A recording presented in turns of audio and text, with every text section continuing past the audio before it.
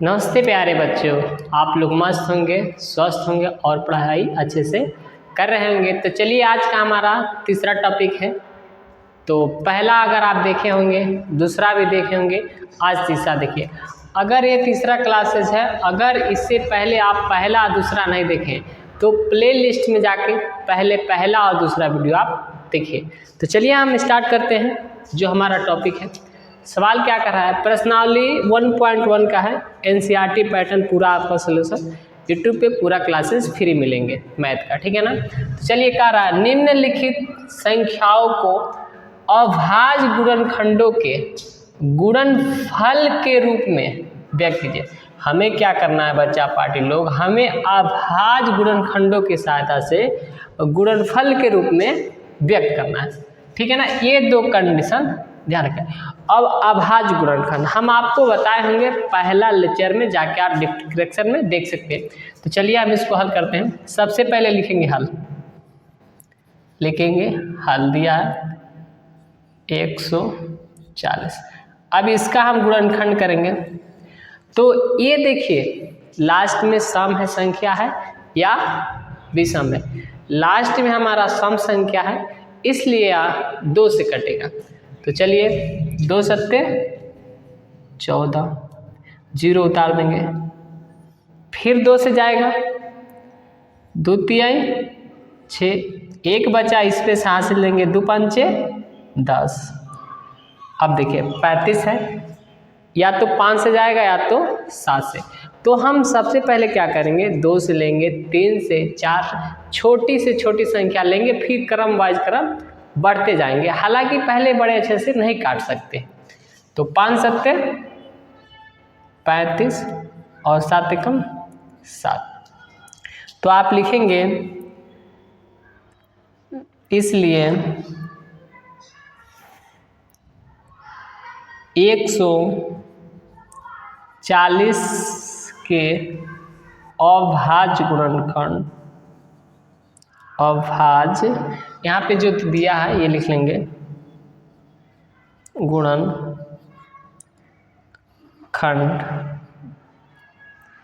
अभाज्य गुणनखंड बराबर में ये वाला लिखेंगे, ये वाला पूरा लिखेंगे, 2 गुना में 5 गुना में और 7।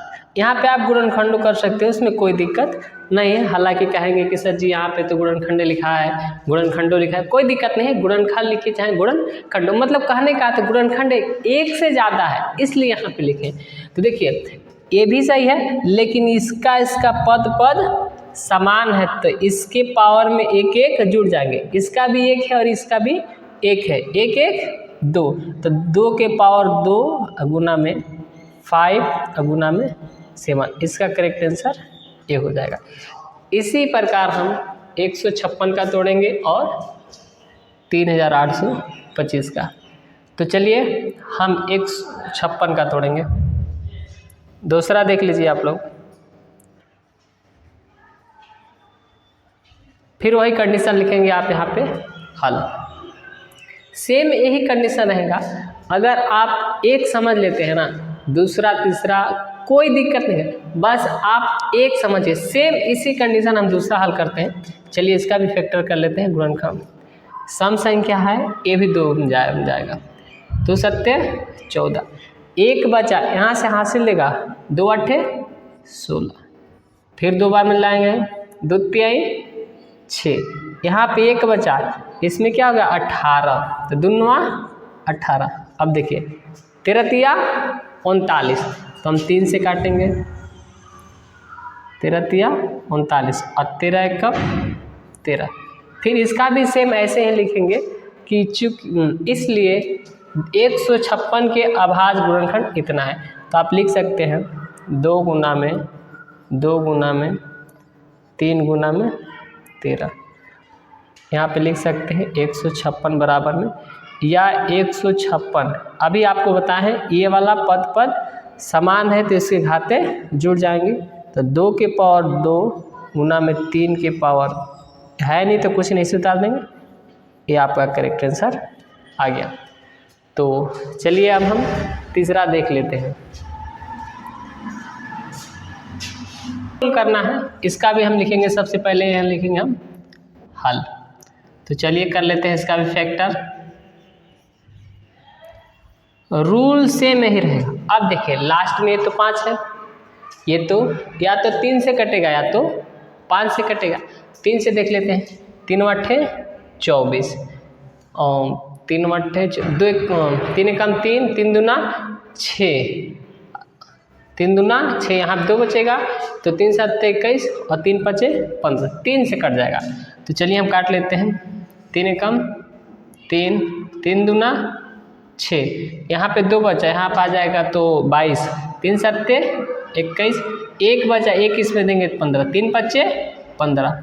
चलिए अब फिर देखते हैं 5 से है किसे कटेगा। 3 चौके 12, 3 दूना 6, 3 फिर 3 से कट जाएगा। 3 चौके 12, 3 दूना 6, 3 5 15। अब देखिए 5 लास्ट में आ गया तो 3 के 9, 3 कम 3 और 3 चौके 12, ये तो नहीं कटेगा। 4 चौके 16, 4 से भी नहीं कटेगा। तो चलिए हम 5 से काट के देख लेते हैं।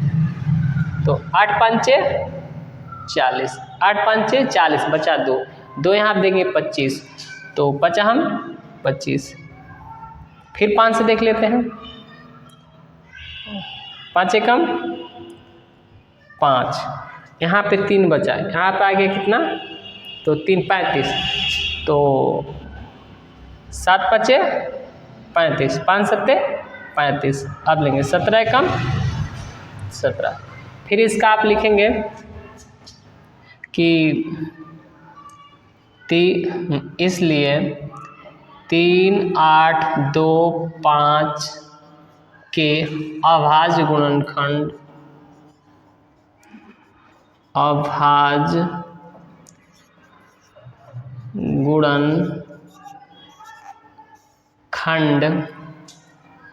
ये लिखेंगे 3 गुना 3 गुना 5 गुना 5 गुना 17।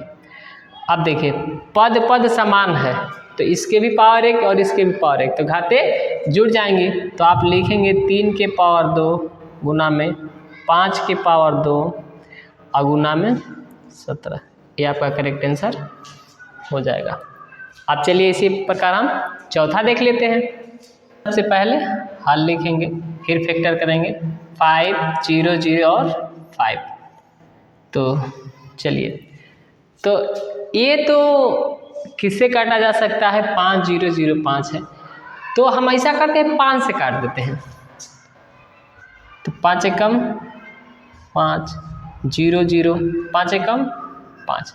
अब देखिए तो ये तो 1 0 0 1 हो गया, तो इसको देखते हैं। 7 कम 7, 7 3 10, तो 7 3 10 हो गया, तो 7 3 10 3 7 से काट के देख लेते हैं। चलिए 7 कम 7, यहाँ पे 7 3 बचा, तो यहाँ पे हो गया 10, तो यहाँ पे हो गया 30, तो 7 चौके 28। यहाँ पे हमारा कितना बचा 2, यहाँ पे कितना आ गया 21, तो 3 7 21। अब चलिए अब 143 है, तो 11 कम 11, 11 तिया 33, 11 से काट देते हैं। 11 कम 11, यहाँ पे 3 बचा, 3 यहाँ पे आ गया, तो क्या 11 तिया 33, तो 11 तिया 33। अब 13 है, 13 से ही काट देते हैं। फिर वही लिखेंगे जो लिखते हैं, इसलिए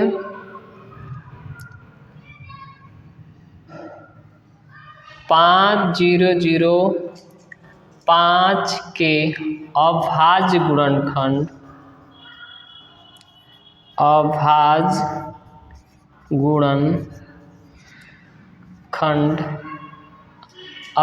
गुणनखंड 5 गुना में 7 गुना में 11 गुना में 13, एक करेक्ट आंसर हो जाएगा। क्योंकि इसमें कोई सेम नहीं है तो ऐसे ही लिख देते हैं, ठीक है।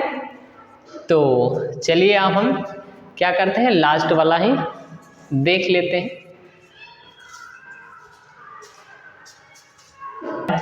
चलिए हल करते हैं। 7 4 2 9।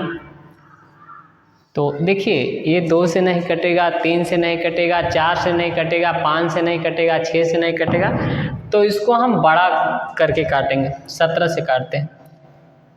तो 17 17 दूनी 34, 17 तिया 51, 17 चौके कम 4, 4 2 6, तो 17 चौके 68। तो चलिए यहाँ पे 68 हो गया 4 बार में, कितने बार में? तो 68। अब देखिए 74 में 68 जाएगा तो 6 बचेगा, और 6 यहाँ पे देंगे तो हो जाएगा हमारा 62। अब देखिए 62 जब हो गया तो 17 17 34, 17 तिया 51, ज़्यादा हो रहा है तो हम 17 तिया 51 लेंगे। अब देखिए 51 जब हो गया तो हम यहाँ पे घटा लेते हैं, क्योंकि हमारा जब 62 था, 62 में से हमारे 51 घटा लीजिए। 2 में 1 गया 1, और 6 में 5 गया 1, ठीक, 9 बचा, ठीक। तो हमारा यहाँ पे कितना हो गया फाइनली? 119 हो गया।